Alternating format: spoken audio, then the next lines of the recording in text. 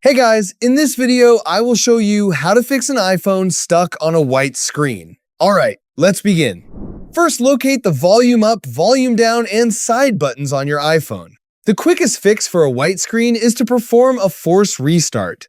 Quickly press and release the volume up button, then quickly press and release the volume down button.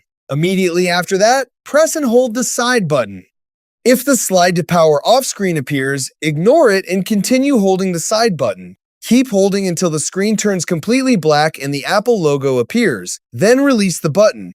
This process forces your iPhone to restart and reloads the system software, which often fixes white screen issues caused by temporary software glitches. It won't erase your photos, apps, messages, or any other personal data. If it doesn't work the first time, repeat the same button sequence a few more times. The timing is important, so make sure you press and release the volume up and volume down buttons quickly before holding the side button.